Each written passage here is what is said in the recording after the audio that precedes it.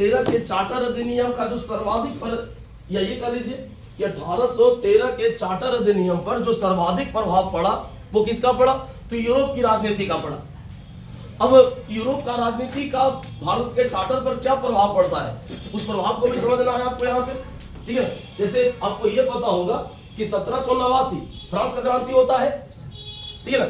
और इस क्रांति के पश्चात वही फ्रांस में नेपोलियन बोनापार्ट का उदय होता है, ठीक है ना। और जब नेपोलियन बोनापार्ट का उदय हुआ तो नेपोलियन बोनापार्ट शुरू से इंग्लैंड को अपना एक प्रतिद्वंदी के तौर पर देखता था, ठीक है ना। और इस प्रतिद्वंदिता का अगर हम बात करें तो इस प्रतिद्वंदिता के दौर में हुआ क्या? तो हुआ ये कि दोनों के बीच, ठीक है ना, एक गुट निर्माण का परंपरा शुरू होता है, ठीक है, मतलब इंग्लैंड के बीच और फ्रांस के बीच। और ये जो गुट निर्माण का परंपरा शुरू हुआ, ठीक है ना, उसमें जो अगर हम फ्रांस का सहयोगी देखें तो फ्रांस का सहयोगी कौन? स्पेन। अगर हम ब्रिटेन के सहयोगी का बात करें तो ब्रिटेन का सहयोगी कौन? ऑस्ट्रिया है, रूस है, ये ब्रिटेन का सहयोगी है। और फ्रांस और इंग्लैंड के बीच, ठीक है ना, भाई एक युद्ध होता है 1805 में, जिसको हम लोग ट्राइफेगलर का युद्ध कहते हैं। और इस युद्ध में अगर हम देखें तो कहीं ना कहीं जो फ्रांस है हमारा, उस फ्रांस का पराजय होता है, ठीक है। दूसरी ओर अगर हम बात करें नेपोलियन बोनापार्ट का, तो नेपोलियन बोनापार्ट जब फ्रांस का शासन प्रमुख बना, ठीक है ना, तो उसका एक मोटिव यह था कि जो स्थान इंग्लैंड को मिला हुआ है या जिस तरह से इंग्लैंड शक्तिशाली बना हुआ है, व्यापार वाणिज्य में अग्रणी बना हुआ है, वो स्थान उससे हट के कहां जाना चाहिए? फ्रांस के पास, ठीक है ना। और इसी चीज को लागू करने के लिए एक पॉलिसी अपनाता है नेपोलियन बोनापार्ट। वो पॉलिसी क्या था? तो महाद्वीपीयता का सिद्धांत। इस महाद्वीपीयता के सिद्धांत का अगर हम बात करें तो सबसे बड़ा चीज ये हुआ कि भाई फ्रांस के द्वारा मतलब यूरोप में इंग्लैंड का जो व्यापार चल रहा था, उस व्यापार के मार्ग में एक बाधा खड़ा किया गया, ठीक है ना। देखिए अगर हम इंग्लैंड का बात करें तो इंग्लैंड का सबसे बड़ा विशेषता क्या है? इंग्लैंड का सबसे बड़ा विशेषता ये एक द्वीपीय राष्ट्र है, ये, ठीक है ना, एक ऐसा कंट्री है जिसके सीमा पर कोई पड़ोसी नहीं है, ठीक है ना, मतलब उसके चारों ओर से समुद्र है, ठीक है ना, और उसके चारों ओर से कोई पड़ोसी नहीं होने के कारण, ठीक है ना, एक तरह से कह लीजिए कि वहां पे पॉलिटिकल शांति था, ठीक है ना। जैसे आप अगर किसी देश के सीमा पर किसी देश का स्थलीय सीमा होता है और उस स्थलीय सीमा के साथ अगर किसी अन्य देश का बाउंड्री मिलता है, ठीक है ना, तो सीमा पर हर हमेशा तनाव होते रहता है, ठीक है। जैसे हाल फिलहाल में अगर हम बात करें तो भारत और चीन के सीमा पर तनाव होता है ना, मतलब इस तरह का कंडीशन क्रिएट होता है। लेकिन इस तरह का जो कंडीशन था ना, इस तरह के कंडीशन से ब्रिटेन मुक्त है, ठीक है। अब अगर हम बात करें उसके चारों ओर समुद्र है और ऐसा परिस्थिति में उसके पड़ोस में कोई भी विदेशी राष्ट्र स्थित नहीं है, ठीक है ना। तो मतलब एक तरह से कह लीजिए कि एक अकेलापन के जरिए, एक खुद के बल पर वो हर कुछ कर सकता है, ठीक है। ऊपर से एक समुद्री पावर है उसके पास, अगर चारों ओर से समुद्र है तो नेचुरल है कि समुद्री सीमा का सुरक्षा भी करना है उसको। और इसी समुद्री सीमा के सुरक्षा के दौरान अगर हम बात करें, ठीक है ना, तो एक विशाल नौसैनिक शक्ति खड़ा करेगा, और ये ब्रिटेन खड़ा भी किया, ठीक है ना। आपको अगर देखिए, अगर इतिहास से आगे चल के अगर हम विश्व राजनीति को समझना चाहें, ठीक है ना, तो विश्व राजनीति में सबसे बड़ा चीज तो ये कि जो स्थिति मतलब पश्चिम में इंग्लैंड को प्राप्त है, लगभग सेम स्थिति पूर्व में जापान को प्राप्त है, ठीक है ना। और दोनों कंट्री जो है ये व्यापार वाणिज्य में अग्रणी है, ठीक है ना। तो व्यापार वाणिज्य देखिए यहाँ पे सबसे बड़ा चीज क्या होता है कि जो व्यापार वाणिज्य चलता है ये मैक्सिमम किस मार्ग से? समुद्री मार्ग के सहारे, ठीक है ना। जो भी विदेश व्यापार होता है किसी भी देश का, भाई सबसे सस्ता जो विदेशी व्यापार है ये समुद्री मार्ग के जरिए होता है, भाई लागत कम लगता है और किसी भी देश में हम आसानी से पहुंच सकते हैं बिना किसी व्यवधान के या बिना किसी अवरोध के, ठीक है ना। और ये बेनिफिट किसको मिला? ब्रिटेन को, ठीक है ना। इसलिए ब्रिटेन जो था ये व्यापार वाणिज्य में अग्रणी हो गया। अब नेपोलियन बोनापार्ट का मंशा क्या कि भाई जो स्थान ब्रिटेन को मिला हुआ है वही स्थान किसको मिलना चाहिए? फ्रांस को, ठीक है ना। तो ऐसा परिस्थिति में एक तरह से कह लीजिए गुटबंदी करता है फ्रांस में, सॉरी यूरोप में, ठीक है ना, ताकि जो बाकी जो कंट्री है उस कंट्री पर ये प्रेशर बनाता है कि भाई वो ब्रिटेन के साथ व्यापार ना करे, ठीक है। अब सबसे बड़ा चीज तो ये कि नेपोलियन बोनापार्ट को ये पता था कि भाई इंग्लैंड का जो जीवन है किस पर टिका हुआ है? तो विदेशी व्यापार वाणिज्य पर। अगर हम विदेशी व्यापार वाणिज्य को तोड़ देते हैं, ठीक है ना, तो इंग्लैंड को पराजित कर सकना हमारे लिए आसान हो जाएगा, ठीक है ना। अब लेकिन यहाँ पे सबसे बड़ा चीज तो ये कि नेपोलियन बोनापार्ट को ये समझ में नहीं आया, ठीक है ना, कि भाई इंग्लैंड का जो जीवन है ये केवल यूरोप के व्यापार वाणिज्य पर नहीं टिका हुआ है, ठीक है ना, बल्कि अगर हम एशिया और अफ्रीका का बात करें तो कई कंट्री उसका उपनिवेश है, ठीक है ना। और उस कंट्री के साथ ब्रिटेन क्या करता था, तो कच्चा माल खरीदता था और उसको उसी को तैयार माल बेचता था, वो चाहे हमारा भारत हो या अन्य कोई कंट्री हो जहां जहां ब्रिटेन का शासन था, ठीक है ना। तो अब सबसे बड़ा चीज कि जब देखिए अब यूरोप के ब्रिटेन के व्यापारी के लिए अगर स्थिति यह बन जाएगा कि यूरोप में उसका व्यापार प्रतिष्ठित हो जाएगा, ठीक है ना, मतलब यूरोप के बाकी देश के साथ उसका व्यापार वाणिज्य बंद हो जाएगा, तो ब्रिटेन का व्यापारी चाहेगा ना कि उसको व्यापार वाणिज्य करने के लिए कोई ना कोई जगह मिलना चाहिए, ठीक है ना। और इसी का नतीजा है 1813 का चार्टर है, ठीक है ना। और इसी के परिणाम स्वरूप अगर हम बात करें तो 1813 का जो चार्टर एक्ट हमारा पारित हुआ उसमें अंग्रेजी ईस्ट इंडिया कंपनी के व्यापारिक एकाधिकार को समाप्त कर दिया गया, ठीक है ना। बस केवल चाय और चीन के साथ व्यापार पर कंपनी का एकाधिकार बना रहा। देखिए 1813 के चार्टर अधिनियम का विशेषता ये कि कंपनी के वाणिज्यिक एकाधिकार को खत्म कर दिया गया। जैसे पहले हम क्या बताते आए थे कि भाई शुरू से जब से अंग्रेजी ईस्ट इंडिया कंपनी का गठन हुआ और जब से ब्रिटिश सम्राट या महारानी का उसको आदेश मिला, ठीक है ना, मतलब पूर्वी देश के साथ व्यापार करने का उसको एकाधिकार था, ठीक है ना। तो 1600 के बाद जो उसको एकाधिकार मिला, इस एकाधिकार को कब खत्म किया गया, 1813 में, ठीक है ना। और इसके पीछे रीजन क्या था, तो यूरोप में बदलता हुआ राजनीति, ठीक है ना। तो ये जो परिस्थिति निर्मित हुआ, इस परिस्थिति में भी अगर हम कहें तो कहीं ना कहीं इसका प्रभाव भारत पर पड़ जाता है, ठीक है ना। और इसी परिस्थिति में अगर हम कहें तो 1813 का जो चार्टर अधिनियम है हमारा, ये पारित होता है, ठीक है ना। और इस अधिनियम का विशेषता क्या, तो सबसे पहला चीज तो ये कि कंपनी का जो व्यापारिक एकाधिकार था उसको समाप्त कर दिया गया। बस केवल चाय और चीन के साथ व्यापार पर कंपनी का एकाधिकार बना रहा। दूसरा चीज अगर हम बात करें तो अंग्रेजी ईस्ट इंडिया कंपनी का, तो अंग्रेजी ईस्ट इंडिया कंपनी को अगले 20 वर्ष के लिए जीवन दान दे दिया गया। मतलब ऐसा नहीं कि 1813 में हम अंग्रेजी ईस्ट इंडिया कंपनी को ही समाप्त कर दिए, ठीक है ना। बस यहाँ पे किए क्या, तो यहाँ पे किए ये कि जो अंग्रेजी ईस्ट इंडिया कंपनी है उसके व्यापारिक एकाधिकार को समाप्त कर दिए, लेकिन राजनीतिक एकाधिकार के अस्तित्व को हम स्वीकार कर दिए और कंपनी को अगले 20 वर्ष के लिए जीवन दान दे दिया गया। मतलब कि अगला 20 साल तक कंपनी का अस्तित्व बना हुआ रहेगा। उस 20 साल के बाद क्या होगा, ये ब्रिटेन का पार्लियामेंट तय करेगा, ठीक है ना। ये तय करने का अधिकार न तो कंपनी का है और न किसी और का, ये तय कौन करेगा, तो ब्रिटेन का पार्लियामेंट तय करेगा, ठीक है ना। अब ऊपर से अगर हम बात करें तो इस अधिनियम के जरिए पहला बार, ठीक है ना, भारत पर अंग्रेजों का संवैधानिक स्थिति क्या है, इस संवैधानिक स्थिति को स्पष्ट किया गया, ठीक है ना। मतलब ये एक खास विशेषता है। ऊपर से अगर हम बात करें तो इस अधिनियम के जरिए अगर हम देखें तो कहीं ना कहीं यहाँ पे जो परिस्थिति निर्मित हुआ, उस परिस्थिति में अगर हम कहें तो इस अधिनियम में एक प्रोविजन ये भी रखा गया कि भारत में साहित्य और विद्वान के प्रोत्साहन के लिए या बढ़ावा देने के लिए प्रति वर्ष 1 लाख रुपया खर्च किया जाएगा, ठीक है ना। और इस 1 लाख को लेकर भी आगे लंबा चौड़ा विवाद चलेगा।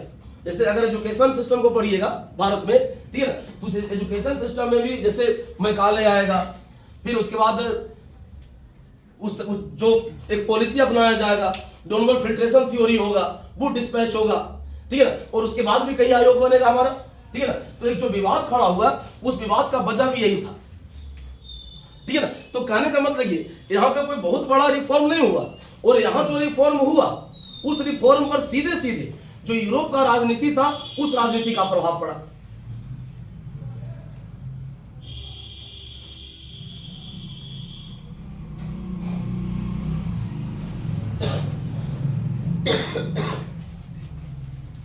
(1833) के चार्टर अधिनियम का बात करें तो 1833 का जो चार्टर अधिनियम है हमारा, कहा जाता है कि ये लेसेस-फेयर के सिद्धांत पर आधारित है, ठीक है ना। लेसेस-फेयर कहने का मतलब होता है हस्तक्षेप की नीति,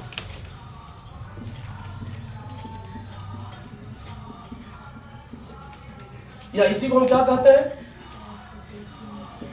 हस्तक्षेप की नीति।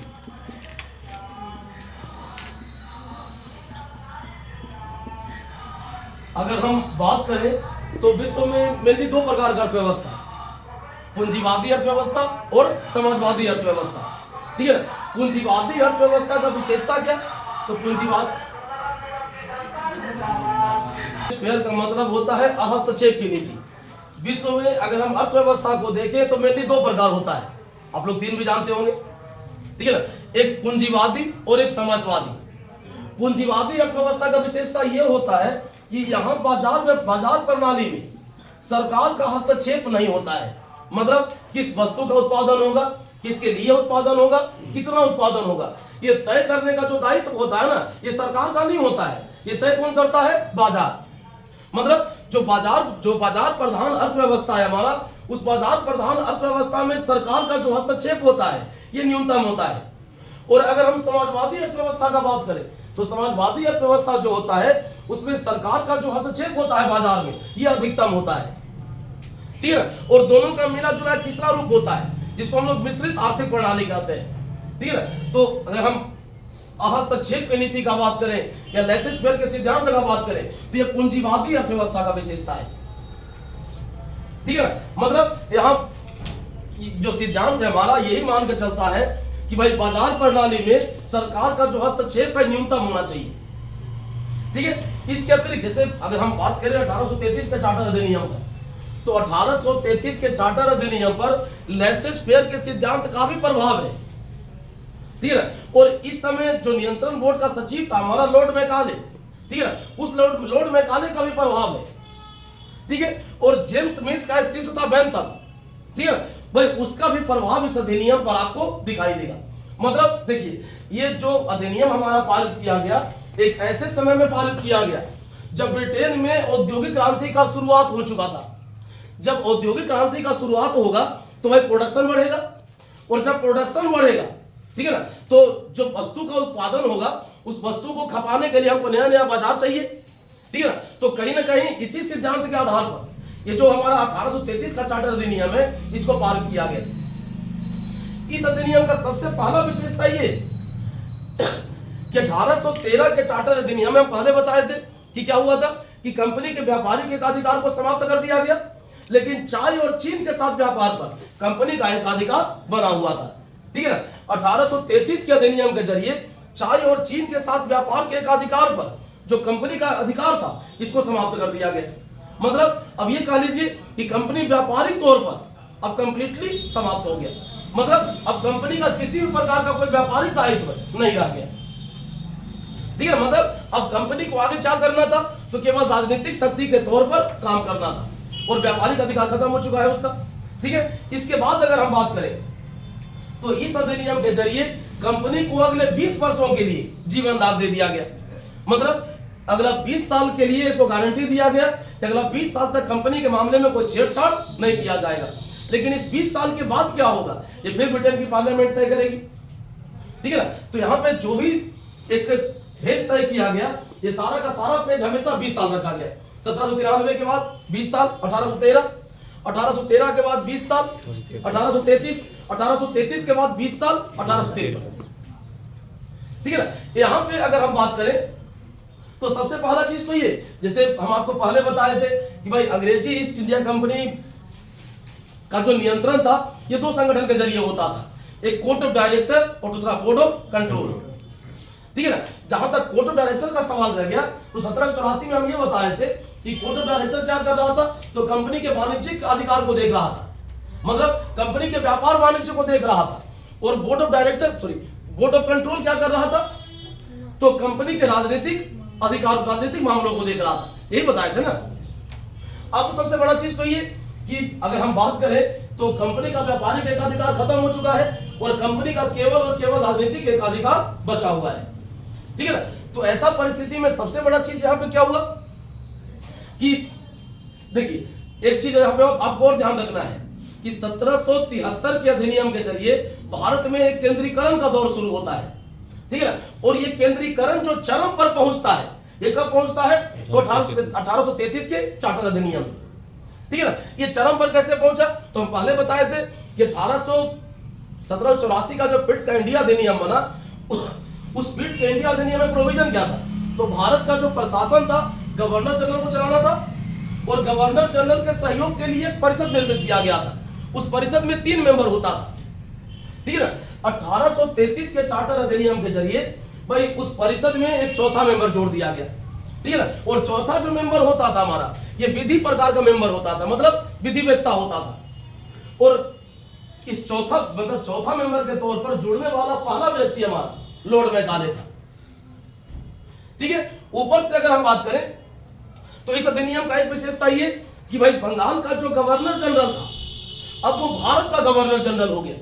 ठीक है ना, मतलब अब जो बंगाल का गवर्नर जनरल है अब पूरे भारत पर उसका जो संवैधानिक अधिकार है, जो संवैधानिक स्थिति है, उसको अधिक स्पष्ट कर दिया गया।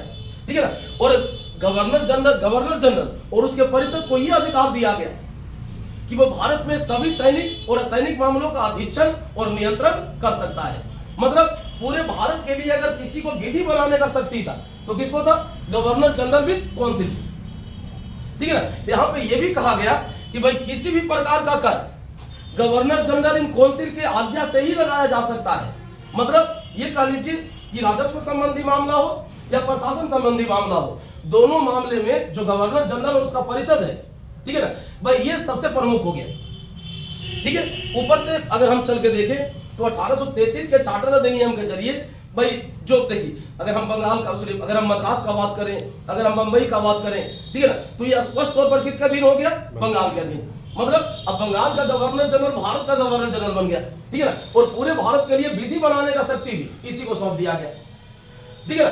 कर लगाने का अधिकार इसी को सौंप दिया गया। तो चाहे अगर हम प्रशासन का बात करें, चाहे हम राजस्व का बात करें, दोनों मामले में किसका प्रमुखता हो गया?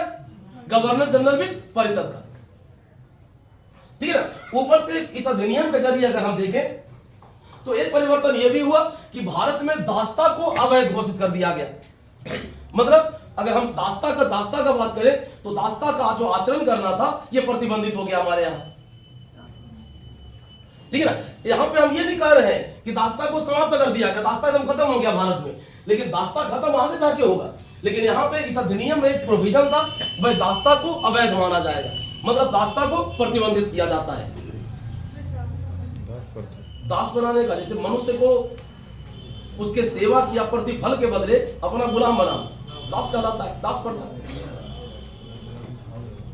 इंग्लैंड का तो शुरू से पॉलिसी रहा है, जैसे शुरू कहा जाता है कि इंग्लैंड एक व्यापारिक शक्ति के तौर पर उभरा तो त्रिपक्षीय व्यापार चलता था। ठीक है ना। जब 1492 के बाद अमेरिका महाद्वीप का खोज हुआ, ठीक है ना, तो अमेरिका में जो यूरोपीय व्यापारी वगैरह था ये बसना शुरू कर दिया। ठीक है ना। अब यूरोप का जो जहाज था ये सबसे पहले कहां जाता था? अफ्रीका। ठीक है ना। अफ्रीका से दास वगैरह को खरीदता था और ये दास वगैरह को कहां पहुंचाता था? अमेरिका। अमेरिका से बागान में जो वस्तु का उत्पादन होता था उस वस्तु को खरीदता था, उसको लाके कहां बेचता था? यूरोप। ठीक है ना। मतलब यूरोप, अफ्रीका और अमेरिका तीनों के बीच एक ट्रायंगुलर व्यापार का जो प्रक्रिया है हमारा ये शुरू हुआ। तो कहीं ना कहीं दास्ता जो है ये इसको प्रचलन में लाने वाला, ये इसको प्रमुख बनाने वाला ये भी ब्रिटिश ही है। और उसी का नतीजा ये भी हुआ कि जैसे आप अगर अमेरिका में बात कीजिएगा तो काला और गोरा का जो भेदभाव है ना, उस भेदभाव को दूर करने के लिए भी एक लंबा चौड़ा मूवमेंट चला है अमेरिका में।